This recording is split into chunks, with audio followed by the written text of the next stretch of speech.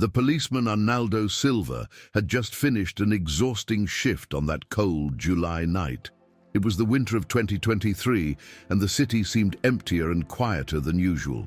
At 37 years old, Arnaldo had a harsh routine, intense night shifts, few hours of sleep during the day, and a constant feeling of never being completely rested.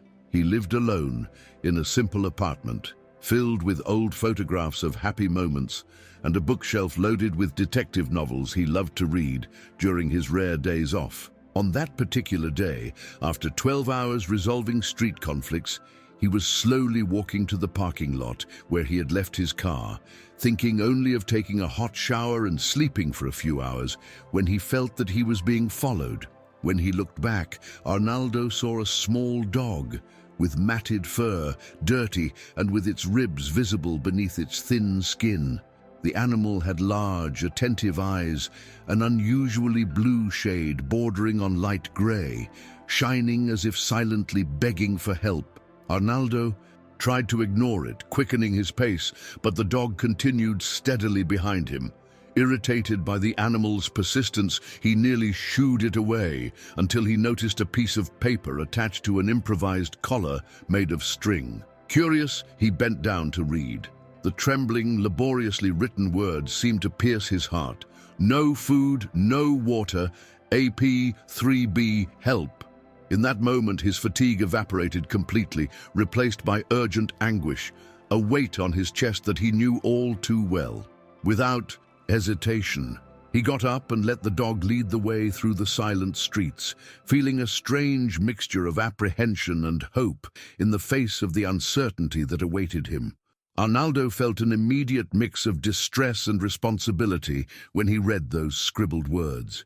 His heart raced as he looked again at the little dog that watched him expectantly. Driven by an urgency honed over years on the job, Arnaldo quickly stood up and said in a low voice, "Come on, boy, take me to them." As if perfectly understanding the request, the little dog turned and began to guide him hastily through the silent city streets, with Arnaldo following closely. As he walked, the policeman tried not to anticipate what he might find. He had seen difficult situations before, but he had never been able to fully get used to them.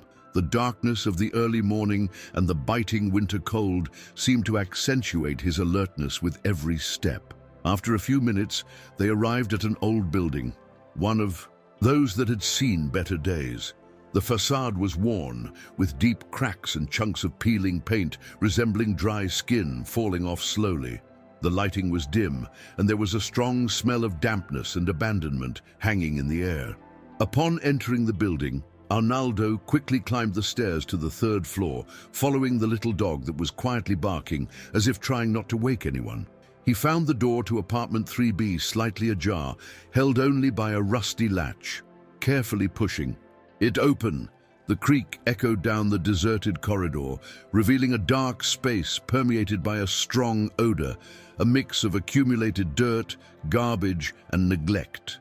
He held his breath and entered slowly, turning on his phone's flashlight to see better. The beam of light from the flashlight swept across the room, revealing a scene that immediately moved Arnaldo. On the living room floor were empty bags, torn packaging, remnants of rotten food, and plastic bottles scattered without order. The curtains were drawn tight, plunging the space into an oppressive gloom. With every step, the creak of the floorboards seemed to amplify the heavy silence of the place. He called out loudly, trying to keep his tone calm. "Police!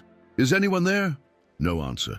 Only the faint sound of a weak cough coming from one of the rooms. The policeman followed the sound down a narrow corridor with walls marked by dirt and old stains.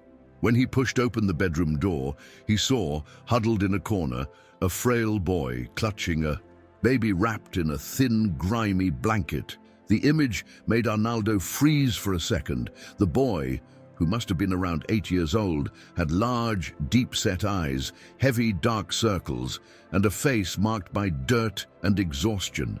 He was barefoot on the cold floor, and his entire body seemed tense, as if expecting an attack at any moment. The baby, on the other hand, was breathing irregularly, with reddish skin and heavy eyelids, visibly feverish. Arnaldo slowly crouched down, trying not to startle them, and spoke softly. "It's all okay now. I'm here to help, all right?" The boy did not answer. He only clutched the baby tighter against his chest in a desperate gesture of protection. The dog then entered the room, approaching the boy and lying down beside them, as if completing a mission. Arnaldo realized that this animal was more than just a guide. It was the final link between those children and the outside world. Arnaldo took his phone with trembling hands and immediately dialed emergency services. While he waited on the line, his eyes scanned the small, stifling room, the disassembled crib leaning against the wall, a dresser with only an empty diaper package on it, and a cut plastic bottle that seemed to have been used as an improvised baby bottle. This scene was not just poverty, it was raw, blatant abandonment. He moved a little closer, trying to demonstrate calm, and asked for the boy's name. Silence. Only the sound of the baby's heavy breathing filled the space. On the other end of the line, the attendant confirmed that an ambulance was on its way. Arnaldo then sat on the floor next to the boy and the dog, as if to silently say, "I'm not leaving here." Those were the longest minutes of the night. The policeman avoided any sudden movements, respecting the space of that boy who, despite being so young, already carried in his eyes the mistrust of someone who had learned early that the world does not always care. Gradually, Arnaldo's presence seemed less threatening. The boy would dart curious, quick glances, as if trying to understand what this man really wanted from him. When the ambulance finally arrived, the baby was already a bit warmer and more lethargic, which only increased the concern. The paramedics entered swiftly, but were surprised by the boy's resistance as he clung to his brother as if someone were going to take him away. Arnaldo intervened, crouching down once more and saying firmly but gently, "You're going with him. I promise. No one will separate you." And for the first time, the boy nodded with a slight movement of his head without saying a word. On the way to the hospital, Arnaldo sat in the front seat, but kept turning to look at the two siblings settled in the back of the ambulance. The baby received the first care from the paramedics, while the boy remained still, with the dog at his feet like a small sentinel. The image was powerful. A silent child, eyes fixed on everything around, as if recording every detail of what might be the start of another loss. Arnaldo knew that look well. He had seen it in victims of domestic violence, in young people rescued from extreme situations, and often in the mirror during the hard times of his own childhood. The only difference was that now he was on the other side, and that hurt in an unexpected way. As soon as they arrived at the hospital, the baby was taken directly for emergency care. Arnaldo closely monitored everything, filling out forms, answering questions, and trying to calm the boy, who refused to be separated from his sibling for even a second. When a nurse tried to take the little one for an examination, the boy reacted with a muffled cry, clutching his brother tightly. Arnaldo quickly intervened, asking that the two be kept together for now. Even without any legal tie to these children, he already felt responsible for protecting them. After the initial exams, the doctor confirmed that the baby was suffering from dehydration and a respiratory infection. It wasn't severe, but he would need to be hospitalized for a few days. It was then that Arnaldo realized something that deeply disturbed him. No one had come looking for the children. No relative, no guardian, no phone call, nothing. It was as if they didn't exist to anyone except that persistent dog and a tired policeman who, by chance, had crossed their path. Hours passed in that cold, white waiting room where time seemed to crawl. Arnaldo had already had 2 lousy coffees from the vending machine and looked at the clock dozens of times. The boy sat in a corner motionless, hugging the dog, which now slept by his side as if it knew the worst part was over. The policeman tried to engage in conversation, to make small talk, to offer a sandwich, but everything was refused with a simple shake of the head. It was only when a nurse brought news about the baby that he had responded well to treatment and was finally sleeping more peacefully, that the boy looked Arnaldo in the eyes for the first time and whispered, "His name is Lucas." That small phrase, spoken with such care, seemed like a silent invitation for Arnaldo to stay, and he understood that from then on he could no longer simply leave. At daybreak, Arnaldo called his superior, explained what had happened, and asked for an indefinite leave. The voice on the other end hesitated, suggesting that he just forward the case to the tutelary council and move on with his life. But Arnaldo already knew he couldn't do that. There was something in that child, in that contained silence, in that quiet strength, in the loyalty between siblings that stirred him in a way no other case ever had. When the social worker arrived at the hospital with the institutional care papers, Arnaldo asked for more time. He said that until a decision was made regarding the children's future, he could take them in temporarily. The social worker raised her eyebrows, doubtful, but given the total absence of family and the urgency of the situation, she eventually agreed. And so, still dazed by the speed of events, Arnaldo left the hospital with an improvised backpack of donated clothes, a hungry dog, a distrustful child, and the mission to transform his house into a home. The arrival at home was quiet. Arnaldo opened the apartment door with a strange feeling of invading his own space. Until the day before, it had been just a refuge where he rested between shifts and disconnected from the weight of the streets. Now, it seemed, too small for everything he carried within him. Noah, the name the boy reluctantly revealed only hours later, entered slowly, looking at everything with an almost palpable mistrust. His first reaction was to curl up in a corner of the living room as if he wanted to become invisible. Hero, the dog, wandered around the space, sniffing the furniture, then lay down next to him again, as if he knew that this would be his new guard post. Arnaldo, still trying to sort out his own thoughts, opened the refrigerator and noticed the obvious. There was almost nothing inside. A bottle of water, some eggs, and a frozen lasagna. It wasn't enough. He grabbed his keys again and even before changing clothes said, "Let's go to the market."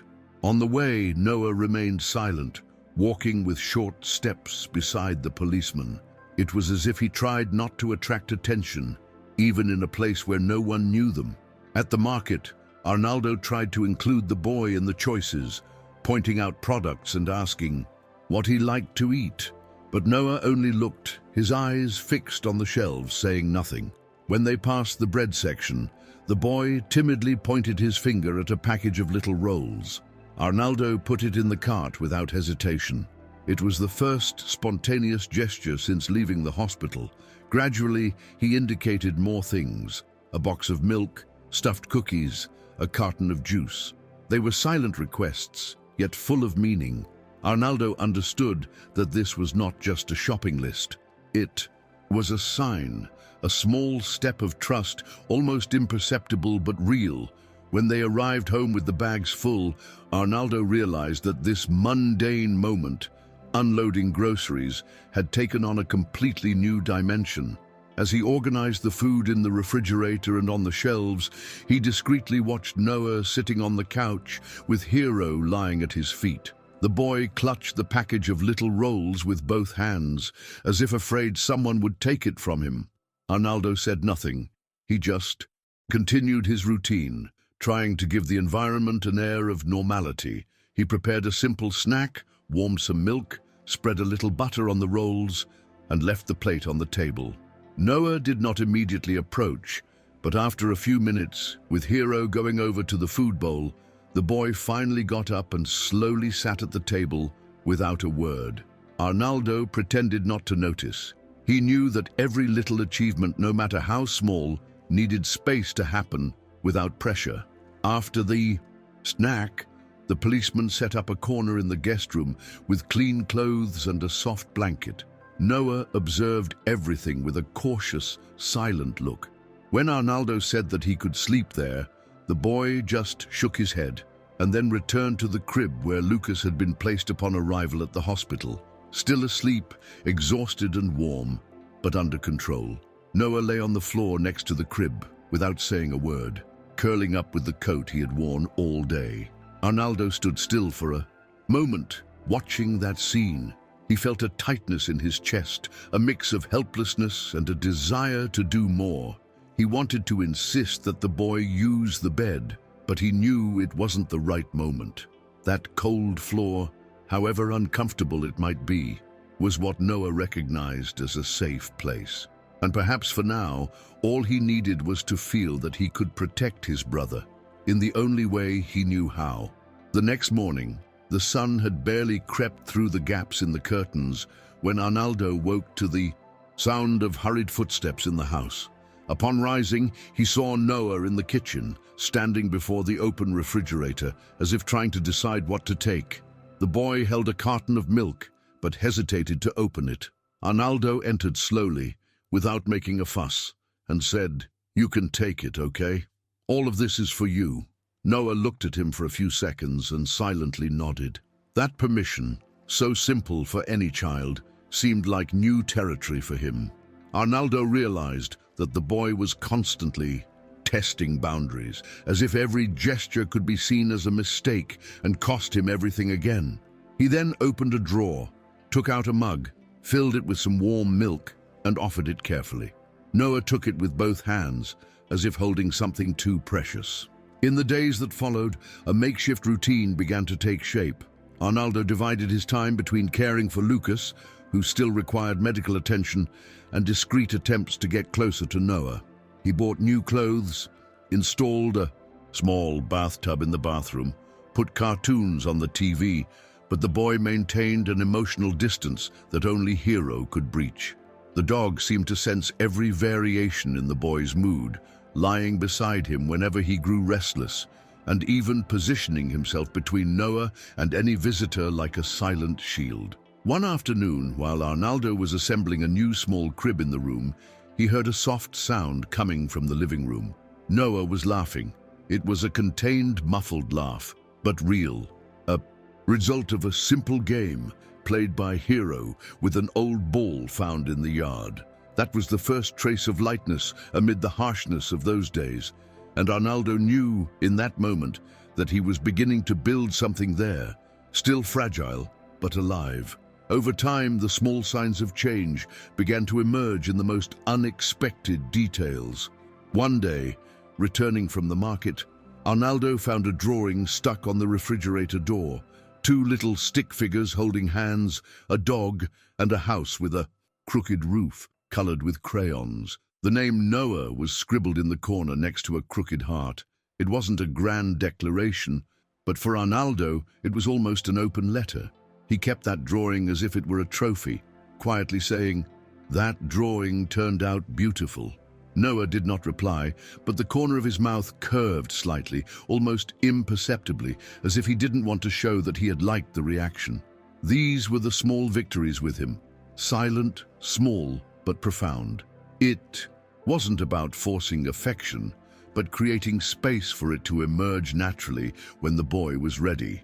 Arnaldo also began taking Noah with him on short outings. First, just to the corner bakery, then to the nearby little park, where the boy watched other children playing from afar, always with Hero by his side.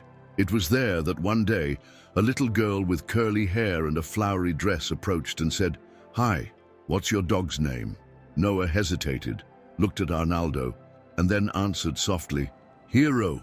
The girl smiled and started playing with the dog. Soon after, Noah was kicking a ball with her and another boy, still timid but participating. Arnaldo sat on a bench, watching from a distance with an expression mixing relief and admiration.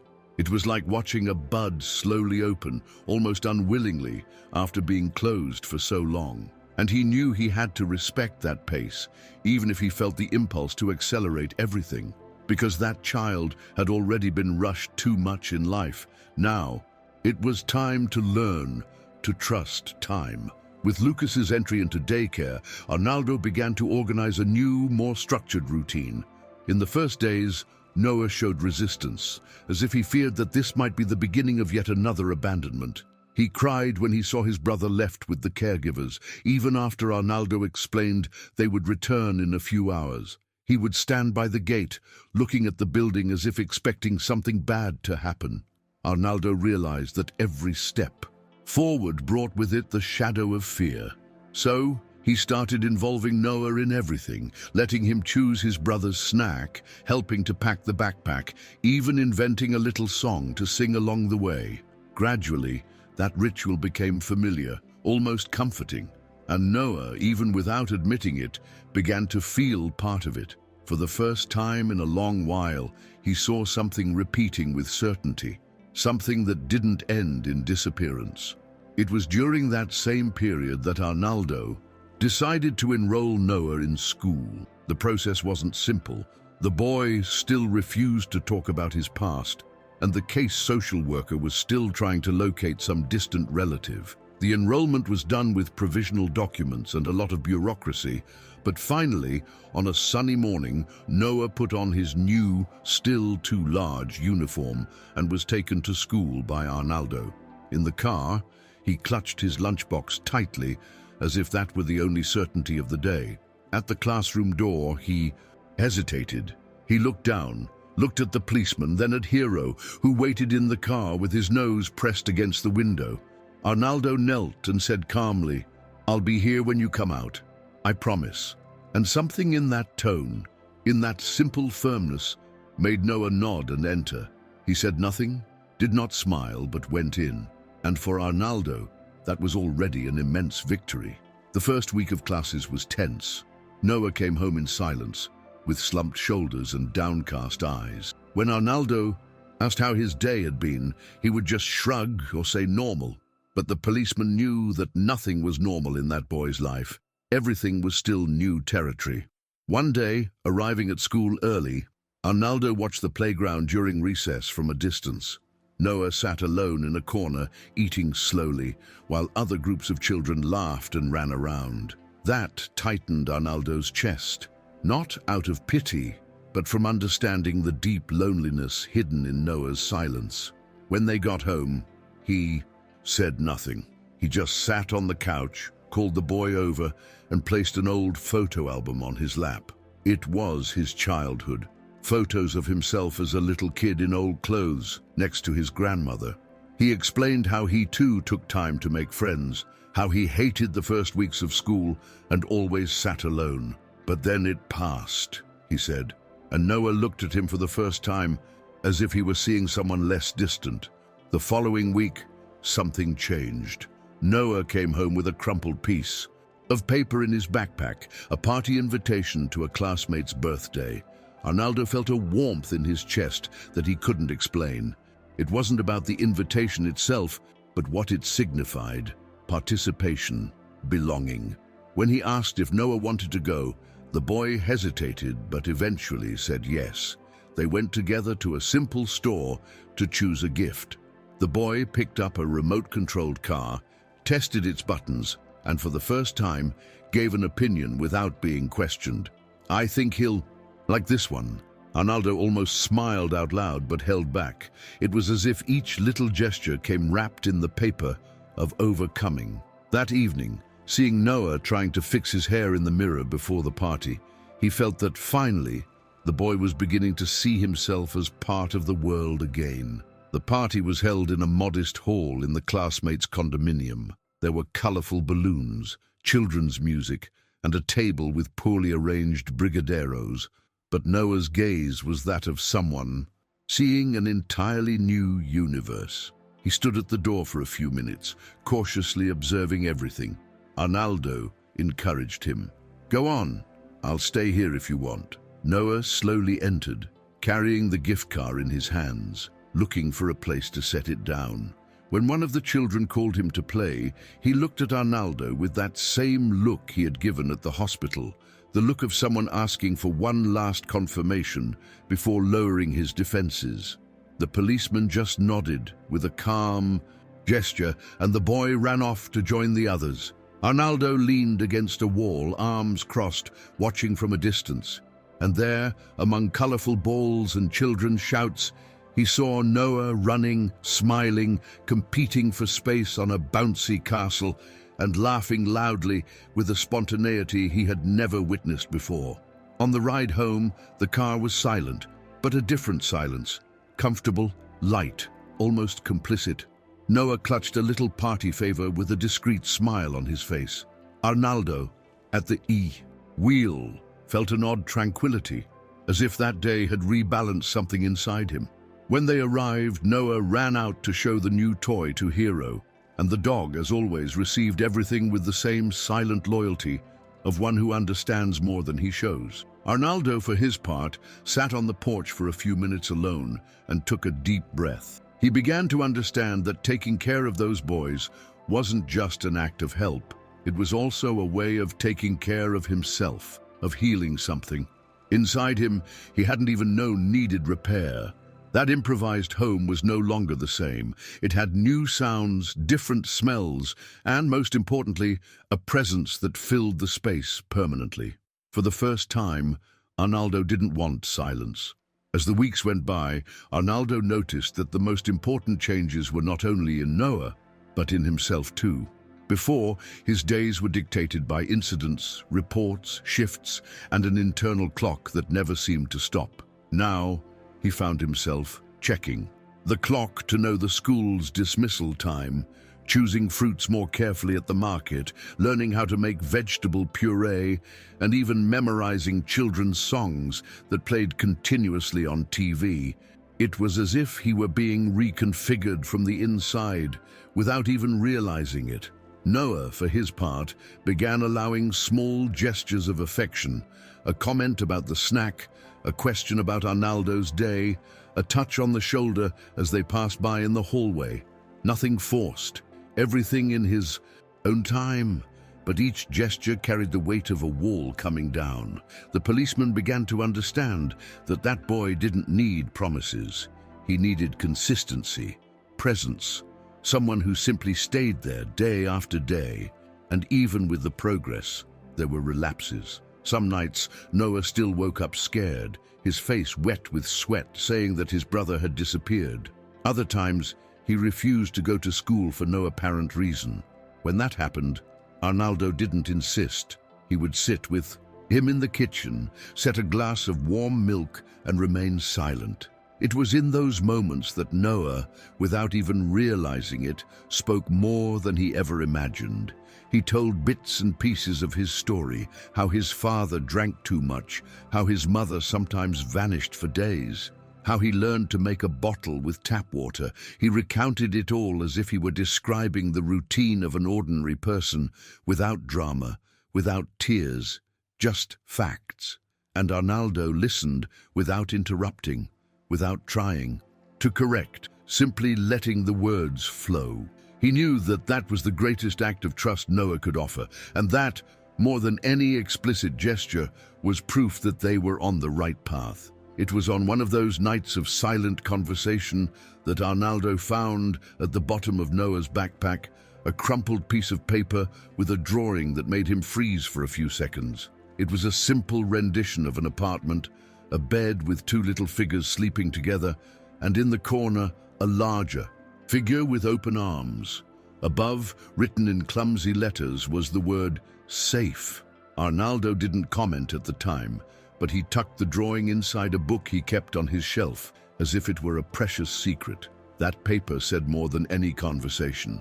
It was the way Noah had found to translate what he still couldn't verbalize. He was finally beginning to feel protected, and, for Arnaldo, that was a silent confirmation that he had made the right decision on that early morning when he followed a thin, persistent dog through the empty city streets. It was also around that time that the social worker got in touch to inform him that they had managed to locate the children's biological mother. The news hit Arnaldo like a bucket of cold water. He knew that moment would come, but that didn't make the situation any less complex. The woman had been found in another city, living in precarious conditions, and she said she wanted to see her children. The procedure required that, before any judicial decision, an attempt at reconciliation be made. Arnaldo felt his stomach churn, not out of jealousy but out of fear of everything collapsing. When he told Noah, he chose his words carefully. The boy fell silent for a few moments, then asked, "Is she going to take us away?" Arnaldo answered honestly, I don't know. But what I can promise you is that no matter what happens, you will never be alone again. The meeting with the mother took place in a cold room at the Social Assistance Center. Noah was tense, his fingers tightly intertwined, and his gaze lost somewhere between the floor and the door. Lucas, in Arnaldo's arms, seemed oblivious to the tension in the air. When the woman entered, Arnaldo recognized her immediately. The boy's features were all there, in the deep-set eyes, the narrow nose, the small mouth. But there was also an evident absence, a void in her gaze, a deep exhaustion, as if life had drained every bit of energy from her. She tried to smile, but the gesture came out crooked and hesitant. She approached slowly, extended her hand toward Noah, who recoiled without a word. The silence was awkward. She tried to start a conversation, but everything sounded disconnected, as if she was speaking to a stranger. And in a way, she was. Arnaldo remained silent during most of the meeting, carefully observing every reaction from Noah. He noticed that the boy did not show anger, but there was no sign of longing either. It was a different kind of detachment. A distancing, built from repeated absences, broken promises, long silences. The woman said she was trying to get back on her feet, that she wanted her children back, but her words were fragile, lacking firmness, as if she herself doubted what she was saying. At the end of the visit, Noah simply said, "We've already waited long enough." It wasn't an accusation, nor an outburst. It was a statement of fact. Arnaldo understood then that even an 8-year-old could recognize when someone simply could no longer sustain a bond. And as painful as it was, perhaps that was the beginning of a true rupture. Not a rupture caused by abandonment, but by awareness. In the days following the meeting, Noah was quieter than usual. There were no tantrums, no meltdowns, just a dense silence, different from before. Arnaldo did not force conversation. He simply maintained the routine, left the coffee ready as always, put Lucas's favorite drawings on the TV, and kept the household rhythm, waiting for time to reveal what he could not hasten. In the evening, Noah came over and sat next to him on the couch, bare feet resting on a cushion. They sat like that for long minutes, watching some random movie, until the boy spoke, without taking his eyes off the screen. She looked at us as if she didn't even know who we were. Arnaldo swallowed hard, but replied as naturally as he could, "Yeah, some people really do lose sight of us." Noah said nothing more, but in that silence there was understanding, a kind of acceptance that even blood ties don't always sustain what should be love. From that moment on, something seemed to internally reorganize in Noah. There wasn't a drastic change, but small attitudes began to reveal a quiet maturation. He started to help more with Lucas, teaching his brother how to hold a little cup of water, making funny faces to distract him during diaper changes. He began to ask questions about Arnaldo's school, about when he was little, about what his parents were like. It was as if, by understanding that the past couldn't be recovered, he finally had space to look toward the future. And in that future, Arnaldo was already included. Hero remained his inseparable companion, but now the boy also sought Arnaldo's presence more naturally, sitting next to him without being invited, starting conversations, asking for help with homework. Small gestures, but full of meaning. That boy, who once seemed to live in survival mode, was now slowly beginning to truly live. Life continued with its discrete routines and silent victories. One afternoon, while Arnaldo was sweeping the yard, he heard a noise coming from the living room, and upon entering, found Noah trying to put together a jigsaw puzzle on the floor, with Lucas beside him fiddling with the pieces and drooling on one. It was a simple, almost mundane scene, but it made the policeman stop for a moment and just observe. It wasn't about the toy, it was about the environment, about the fact that now the house had sounds that hadn't existed before. Laughter, cries, footsteps, scattered toys, random questions about dinosaurs or why the sky changed color. Things he never imagined he would miss, but now seemed indispensable. That home, which had once been just a solitary refuge for a tired man, was now shared territory, full of small moments that together began to tell a new story. It was after one of those routine days, already in the evening, that Noah surprised Arnaldo with a question that deeply moved him. "Can we stay here forever?" The question came naturally, but with an immense emotional weight. Arnaldo swallowed hard, sat next to the boy, and said with all the sincerity he had, "I really want that too." And in that moment, he realized that merely wanting it wasn't enough. It was necessary to make it official. The next day, without saying a word to Noah, Arnaldo went to the city courthouse and initiated the process for permanent custody. The procedure would be long, full of requirements, interviews, technical visits, and evaluations. But he had no doubts. He knew that, legally or not, he was already the father of those two boys. But he wanted that, this time, no paper could undo what had long been true in his heart. The following months were marked by a mix of anxiety and hope.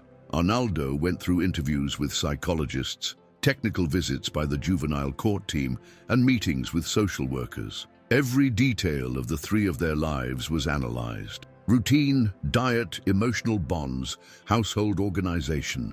In every meeting he devoted himself fully, not out of obligation, but because he wanted everything to be transparent. Noah, even without fully understanding the legal procedures, sensed that something important was happening. In one of those visits, when the psychologist asked how he felt in Arnaldo's house, the boy answered with a simple but firm phrase, "This is where I breathe."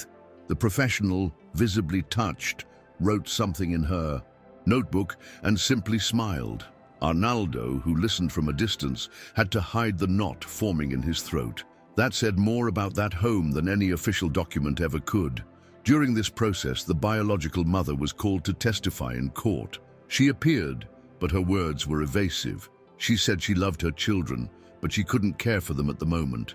She declared that perhaps it would be better to leave them with someone who could offer more stability. It was a painful relief for Arnaldo.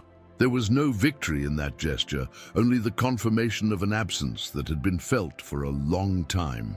Noah was gradually informed, carefully, and his reaction was less intense than one might imagine. He simply said, "I think she knows we're okay," and he continued to draw, as if that were already resolved internally. Arnaldo realized once again that Noah's scars would not vanish, but they no longer defined who he was, and that, for him, was the greatest victory of all. With the adoption process underway, the dynamics at home began to take on new contours, now with a lightness that hadn't existed before. Arnaldo noticed that Noah no longer walked with tense shoulders, nor hid behind curt words. He started bringing home little notes from school, showing the drawings he made, recounting small stories of the day with an enthusiasm that, months earlier, would have been unthinkable. Lucas, increasingly perceptive, imitated his brother's gestures and laughed heartily at everything, turning the days into a succession of discoveries. Hero remained steadfast, inseparable from the two, earning nicknames, improvised outfits, and even a special spot on the couch, territory that had once been exclusively Arnaldo's, now shared by the entire new family. It was as if, finally, every piece was starting to fit together. One ordinary morning, one of those common, uneventful days, Arnaldo experienced one of the most moving moments of his life. He was washing the breakfast dishes when he felt Noah's little arms wrap around his waist in a quick, timid hug. Without saying anything, the boy simply rested his head against his back for a few seconds and then returned to the living room. It was so brief that it almost went unnoticed, but Arnaldo stood there, motionless, with wet hands and eyes full of tears. It was the first spontaneous hug, not asked for, not prompted, not reactive. A pure gesture, born of true affection. And it was there, in that simple, witnessless moment, that he had the most solid certainty of all. No matter what came next, he would do it all over again. If he could go back in time, he would follow that dog to the end of the world, because that hug said, without words, everything he needed to hear. Soon after, the day of the final hearing for the adoption process arrived. Arnaldo woke up early, prepared his coffee with more care than usual, and carefully laid out his clothes, as if it were a ritual. Noah seemed calm, but his eyes betrayed his anxiety. Lucas, still too young to grasp the magnitude of the moment, was amused by the crooked tie Arnaldo insisted on wearing. On the way to the courthouse, the silence in the car was filled with unspoken thoughts. Arnaldo wondered how it would be, if the judge would accept everything without objections, if there would be any surprises in the process. But when he looked in the rearview mirror and saw Noah holding his brother's hand tightly, he felt that regardless of the decision, that bond was already unbreakable. They arrived at the tribunal building and slowly climbed the stairs, each step carrying the weight of the months that had transformed them. The hearing was brief, faster than Arnaldo had expected. The judge read the documents, listened to the social worker's report, and looked carefully at each one before asking the question that would be etched in everyone's memory. "Noah, would you like Mr. Arnaldo to be your legal father?" There was a short but heavy silence before the answer. Noah looked at Arnaldo, then at the judge, took a deep breath and said with a firm and clear voice, "Yes." It wasn't just an affirmative answer. It was a full stop at the end of a long sentence of uncertainties, abandonment, and pain. It was also the first chapter of a story written with care, day after day, in small, true gestures. Arnaldo felt his eyes well up, but he held back his tears. He only squeezed the boy's hand tightly and nodded, as if sealing a pact that in practice had been in place for a long time. As they left the courthouse, the sun shone brightly and the sky seemed bluer than any other day. Arnaldo, Noah, and Lucas walked together to the car, and even without many words exchanged, the atmosphere was light, almost festive. They stopped at the bakery they had frequented since the beginning, and Arnaldo let Noah choose whatever he wanted. The boy asked for 2 cheese breads and an orange juice, then pointed to a dulce de leche in the display window, which he had always hesitated to ask for before. "Can I have it today?" he asked, already smiling. Arnaldo replied with a playful nod. "Today, you can have anything." They sat at one of the small tables by the window and ate right there, as if quietly celebrating an intimate, silent, but immense victory. Hero, of course, waited outside with his tongue out and tail wagging, as if sensing that that day was also his. When they got home, Arnaldo took a folder of documents from his backpack and tucked the adoption paper in the back of a drawer in the closet. Not out of neglect, but because he knew that that paper, although important, wasn't what made them a family. What truly mattered was already in their routines, in their conversations, in their shared meals, in the unexpected hugs and the stories made up at bedtime. That night, as he put Lucas in his crib, Noah came over with a storybook and said, "Can I read to him tonight?" Arnaldo nodded with a smile and sat down beside him, watching the boy painstakingly spell out the words, trying to keep up with the reading. His voice was low but steady. Lucas, still not understanding the story, looked at his older brother in wonder. Arnaldo stayed there, in silence, absorbing that ordinary moment which to him tasted like a miracle. It was precisely there, in that simplicity, that the love they had built resided. Over time, the house gradually adapted to the new reality. The walls were decorated with drawings taped up. The sofa was no longer perfectly arranged, and toys occupied spaces that were once empty. Arnaldo learned to deal with unexplained tears, tantrums, nighttime colics, and repeated questions about dinosaurs, planets, and how microwaves worked. Everything was new for him, but it was also surprisingly natural. He discovered he was patient, sensitive, attentive, qualities he had long thought he did not possess. And Noah blossomed too. He began receiving good grades at school, made friends, played soccer in the yard, and even started collecting stickers for an album he carried everywhere. But what impressed Arnaldo most was the way the boy cared for Lucas, not as a needy sibling, but as someone who truly wanted to. A genuine tenderness, a care that wasn't taught with words, but grew inside him with the force of someone who had learned to love in scarcity.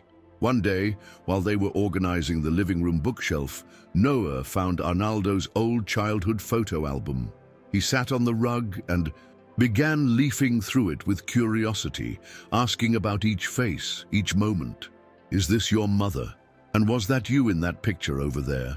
Did you also fear the dark?" Arnaldo answered everything with a smile, feeling that this wasn't just an exchange of information, it was a bridge being built. Noah wanted to know who Arnaldo was before they met, as if he wanted to better understand the man he now called father. Amid the laughter and stories, he casually said, "I think now, our story. It could have an album, right?" Arnaldo paused for a second, looked at him and said, "And it will. We're only just beginning to fill the pages." On weekends, they started creating little rituals that added even more meaning to their bond. Saturday was market day. Arnaldo let Noah choose the fruits, Lucas was enchanted by the sounds and smells, and Hero earned pieces of pastry hidden under the market stall's table. On Sundays, they invented home cinema, where each one chose a film. They made popcorn and spread cushions around the living room, even with questionable choices, like that robot movie that Noah insisted on watching every week. Everything felt perfect. It was in those seemingly mundane details that the home they were building became solid. Arnaldo saw in the boy's eyes a sense of belonging, routine, and safety. And he saw in himself a man who no longer recognized the solitary, exhausted policeman of the beginning. He was lighter, more whole, more alive. But life, as always, also tested them. One night, Lucas had a high fever and needed to be rushed to the hospital. It was a scare. Noah cried like he hadn't in a long time, clinging to the policeman in the emergency room's waiting area. Arnaldo, despite trying to remain calm, felt his heart race. That old fear of losing everything again returned to haunt Noah like a persistent shadow. But this time it was different, because Arnaldo was there, because the care was swift, the diagnosis simple, a throat infection, and because when they returned home, Lucas slept peacefully in his brother's arms, and Noah, still with red eyes, softly said, "I thought we'd be alone again." Arnaldo replied firmly, "As long as I'm here, that will never happen." And at that moment, he realized that safety isn't the absence of problems, it's constant presence. It's knowing that even when everything seems to collapse, someone stays. After that difficult night, Noah began to more clearly show how much he trusted Arnaldo. It wasn't something expressed in words, but in gestures. He began calling him more naturally, sought his presence even without needing anything, made a point of sharing small daily victories, like a good grade or a goal at school. Even Lucas, with his talkative, curious nature, started repeating the word "dad" while pointing at Arnaldo, and interestingly, it was the first time Noah also used that term aloud. It wasn't in a grand moment, nor rehearsed. It happened while they were setting the table for dinner. Noah casually asked, "Dad, do you want me to set the glasses too?" Arnaldo froze for a second, felt his breath catch and simply answered, "I do." They didn't comment on it or make a fuss, but the impact lingered in the air, like something too precious to be taken for granted. After that, the word began to come up more frequently, almost always naturally. But to Arnaldo, every time he heard it, it was like a hug. Life went on with its normal challenges and daily joys. Yet there was one essential difference. Now everything was shared. Noah was no longer the withdrawn, silent boy who slept on the floor in the room next to his brother's crib. He was a curious, affectionate kid with a desire to belong. Lucas, for his part, grew up healthy, smart, and full of energy, spreading joy throughout the house. And Hero, the dog who had started it all, aged slowly, but remained present in every step of their routine. Arnaldo, looking at all of it, understood that the love they had built wasn't born out of obligation or biology. It came from the daily choice to stay, to care, to be a family, even if it all began by chance. One evening, while they were washing the dishes together, Noah asked if he could invite a friend from school over to play on Saturday. It was the first time he had made such a request, and Arnaldo immediately said yes, trying to contain his excitement so as not to frighten him.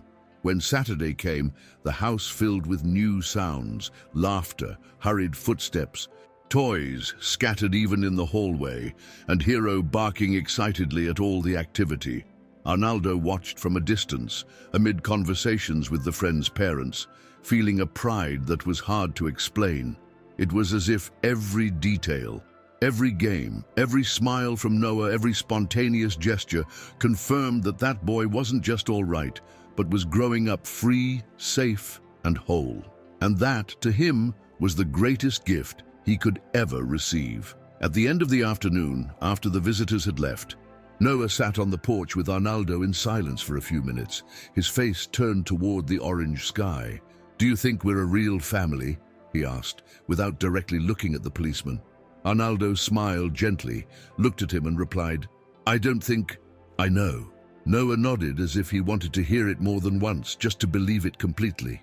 And then he added, "Because before, even with my mom, it never felt like this." Arnaldo felt a lump in his throat but said nothing. He simply stretched out his arm and pulled the boy close in a calm, unhurried hug. It was in those shared silences that he realized how far they had come, and how, despite a beginning marked by pain, there was now plenty of room for everything that once seemed impossible: peace, lightness, and fearless love. The years began to pass in a subtle way, almost unnoticed. Lucas grew up quickly, talkative, full of questions, and with an energy hard to contain. Noah was no longer the slight, quiet boy. He had grown, taller, his features more defined, and his eyes carried an impressive confidence. There were still traces of the past in him, marks that time can't completely erase.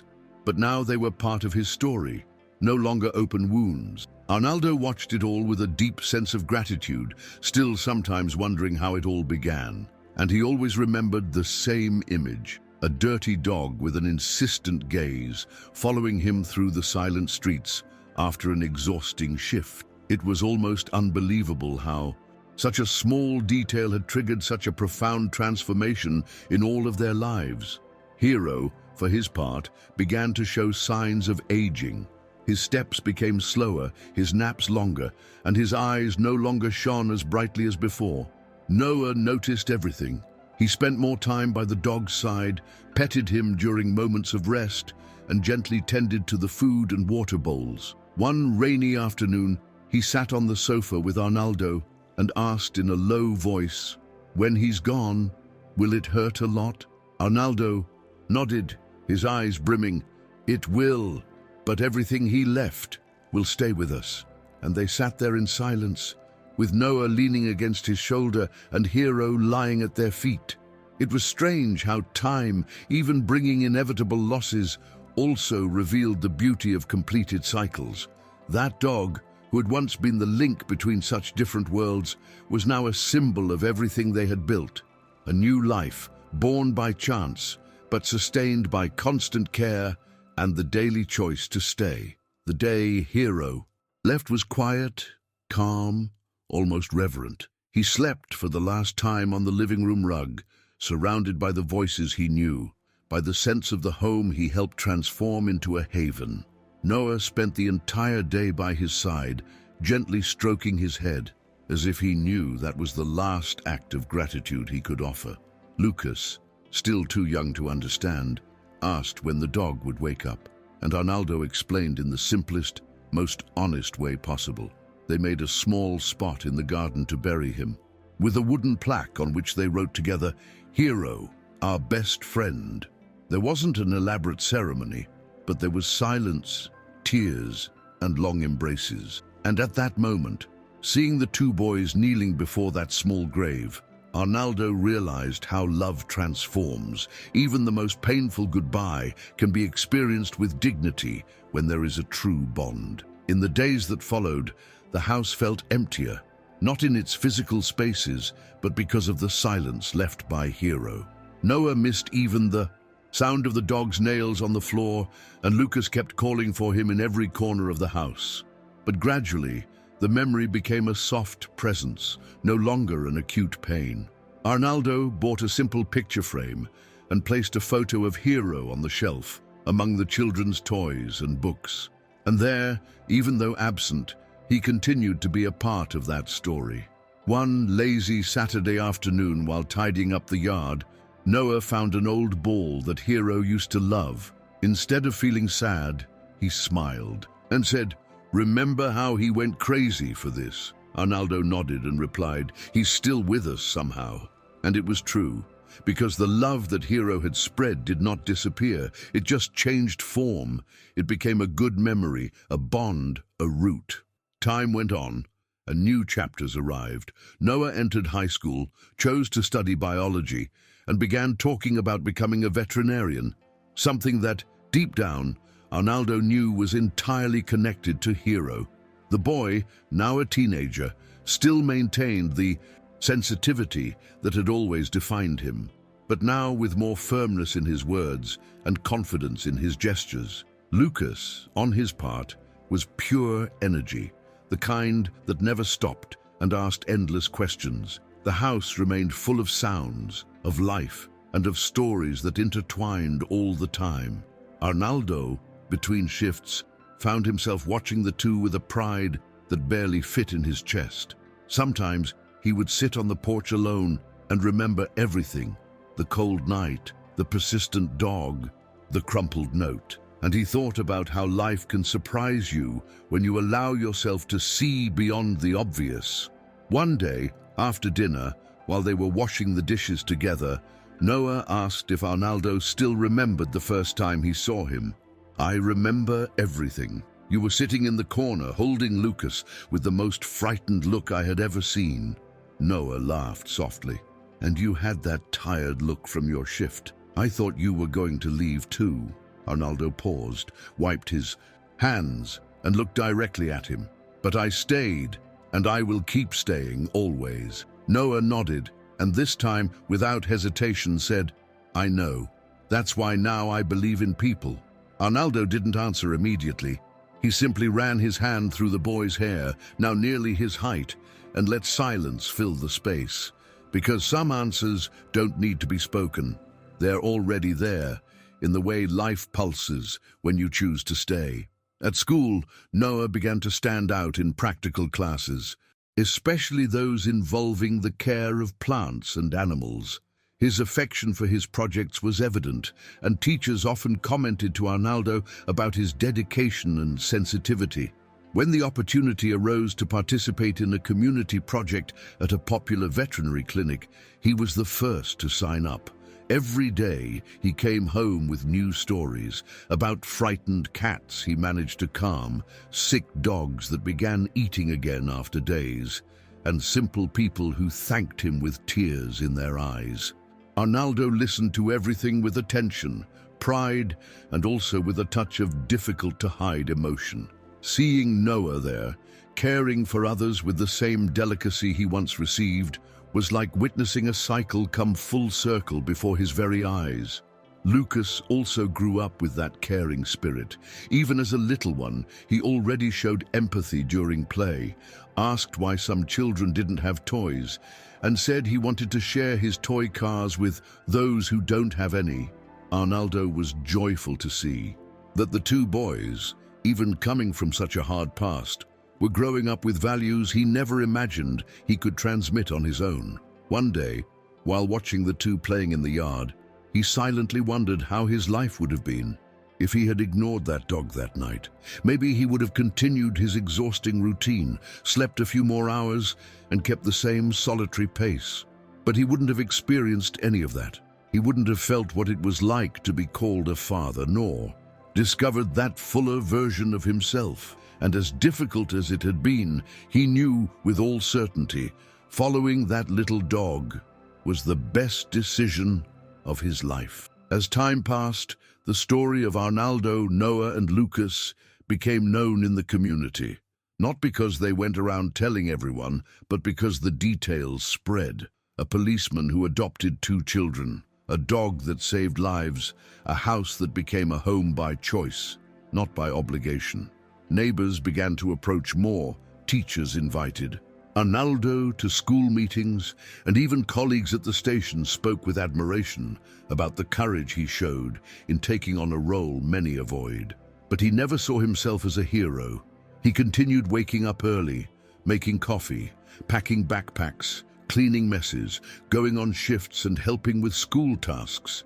He was a father in practice, in the details, in everyday life, where love reveals itself without needing a stage. One day, at one of those school meetings, a teacher mentioned that Noah had written an emotional essay about the greatest example in his life. Arnaldo grew curious, but didn't ask. He respected the boy's space. Days later, he found the text by chance, forgotten in the backpack. He read it slowly, his eyes attentive to every word. Noah wrote about fear, about abandonment, about cold nights and heavy silences. And then he wrote about care, about safety, about a home built with patience. At the end, the last sentence, "My dad taught me that you don't need to be born of someone to be their child. Sometimes you are born from a hug." Arnaldo read it more than once, feeling his heart tighten, his eyes well up, and a warmth fill his chest. That was the answer to everything. The reason every step, every sacrifice, every choice had been worth it. In the following months, they began to assemble a photo album together, just as Noah had suggested long ago. It was a simple project, but full of meaning. They gathered old photos, recorded current moments, stuck funny stickers, and wrote small captions with dates and spontaneous comments. Noah made sure to organize them by chapters. The arrival, the first hug, the first school, the house with the smell of good food, the day of yes. Each page was filled with memories that seemed ordinary, but for them carried the weight of reconstruction. Lucas, even small, pointed at the photos and narrated in his own way, with garbled words and wide smiles. It was an affectionate ritual, where each image served as living proof of what they had become. Arnaldo, leafing through that album, felt that he had finally left behind a story to be remembered, a story where love wasn't born complete, but was stitched together with patience, mistakes, care, and perseverance. One of those afternoons, with the album open on the table and the boys scattered around the room, Arnaldo realized how much everything had changed, not just in routine, but within himself. Before, his life was all about urgencies, to rescue, to resolve, to intervene. Now, his greatest urgency was to ensure that the boys had what he never had, a home that didn't require defenses, a place where they could make mistakes without fear, grow without haste, love without mistrust. When he looked at Noah, he saw not only the boy he had saved that night, but also the young man who had saved him from himself. It was strange to think it all began by chance, with a detail many would have ignored. But it was precisely there, in the unexpected, that life decided to flourish. And deep down, perhaps it is always like that. The greatness of certain encounters only becomes clear when you're living the most beautiful part of the story. One Sunday, after a lazy lunch full of laughter, Arnaldo called Noah for a chat in the backyard. They sat side by side in silence, watching Lucas playing with a garden hose, getting wetter than any plant. After a few seconds of silence, Arnaldo said, "You know I never planned on being a dad, right?" Noah smiled, already expecting some awkward comment, but was surprised by the seriousness in the policeman's tone. "But today, if I could go back in time, I would have looked for you sooner." Noah lowered his eyes, swallowing an emotion he didn't quite know how to organize. "I didn't plan any of this either, but it was the best thing that could have happened." And the two sat there side by side, simply feeling the good weight of belonging. Sometimes the right words don't have to be long. They just have to be sincere. Later, while putting away some toys scattered in the backyard, Arnaldo found a folded piece of paper inside one of Lucas's books.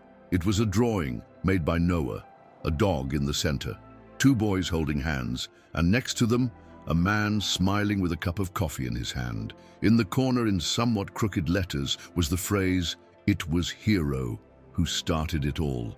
Arnaldo held that paper with care, as if handling a piece of life. And there, in that simple drawing, was the essence of everything they had lived. The pain, the encounter, the love, the rebuilding. He stuck the drawing on the hallway wall, right next to the photo album. Not as decoration, but as a daily reminder that the most important things in life often begin when you least expect it, and blossom when you choose to stay. Over time, that house became a reference point, not only for the family, but for everyone who knew them. Neighborhood children would knock on the gate asking if they could play there. Teachers used Noah's story in classroom discussions, and even Arnaldo's work colleagues began seeking him out to talk about adoption, fatherhood, and bonds. Unintentionally, he had become a silent example that it's possible to love by choice, not just by inheritance. But he never liked the spotlight. He preferred a simple life, a routine with the boys, lazy Sundays, the smell of cake baking in the late afternoon. It was in those details that he felt whole. And even though he had never planned that path, now he couldn't imagine living any other way. One night, while tucking Lucas into bed, Arnaldo sat by the side of the crib and began humming an old song that his grandmother used to sing to him in his childhood. Lucas was nearly asleep, his eyes heavy, and Noah appeared at the bedroom door, silently watching the scene. After a few seconds, he entered, sat on the floor, and stayed quiet, just listening. When the song ended, he looked at Arnaldo and said, "I hope that one day I can be like you." The policeman smiled, moved by emotion, and replied, "You already are better than I ever was." And at that moment, the room filled with a beautiful silence, the kind that says everything without needing more. It was the kind of silence that exists only between people who recognize, care for, and choose each other every day. That was the true sound of family. Later that same night, while tidying up the kitchen, Arnaldo found himself reflecting on everything he had built. There was no luxury in the house, no grand plans, but there was affection in every corner. The tablecloth stained with Lucas's crayon drawings, the wall marked by the ball where Noah practiced his kicks, the cabinets with makeshift labels for school supplies. Each told the story of a home built with care, emotional brick by brick. He smiled to himself, remembering the day he first opened that door, still not imagining that his whole life was about to change. And he thought, if that dog hadn't shown up, perhaps he would never have discovered that he was capable of loving in that way, of being a family, of being someone's foundation. The greatness of it all was precisely in the fact that it wasn't planned. It was lived, felt, embraced. In the following days, preparations began for Lucas's birthday. It would be the first little party organized by them, with a homemade cake, simple decorations, and a few school friends. Noah wanted to help with everything. He drew the invitations, taped up little flags around the house, and insisted on making the brigadeiros with Arnaldo, even though most of the dough ended up straight in his mouth. Watching the two together, laughing, exchanging jokes, sharing tasks, was like witnessing the materialization of everything they had built: bond, partnership, true love. On the day of the party, Lucas ran through the house wearing a superhero t-shirt while guests arrived gradually. Arnaldo watched from a distance, holding a cup of juice and feeling at peace. It wasn't just Lucas's birthday. It was also a silent celebration of everything they had overcome together, a celebration of the life they had chosen to live, and the family that, by chance, but with much love, they had become. At the end of the party, when the last guests had left, the house was filled with the good traces that a celebration leaves behind.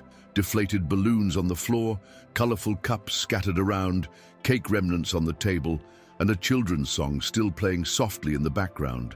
Arnaldo sat exhausted on the couch, and soon Noah appeared with 2 slices of cake on a plate, offering one to him. It was the best day for Lucas, wasn't it? Arnaldo took the slice and nodded. It was, but it was also mine. Noah smiled, and instead of leaving, sat next to him, resting his head on his father's shoulder. They sat like that for a few minutes, unhurried, just enjoying the silence after the party. It was then that Noah, almost in a whisper, said, I think we're truly happy now." Arnaldo closed his eyes for a moment, feeling the light weight of that phrase, a rare kind of peace that doesn't always come, but when it does, changes everything. Before going to sleep, Noah went to the bookshelf, grabbed the photo album, and placed it on the living room table. "We're missing today's photos. We can't let this chapter go without images." Arnaldo laughed, grabbed his phone, and started printing some photos with the portable printer they had bought months earlier. They sat together to paste them in, write the captions, and title the new page, "Lucas's Birthday, Our Full Home." It was more than a record. It was tangible proof that a story, a memory, and affection existed there. When they finished, Noah went to the door, looked at Hero's picture on the wall, and smiled. He would have loved this cake. Arnaldo nodded, his heart both heavy and serene. He knew that, in some way, Hero was still part of it all.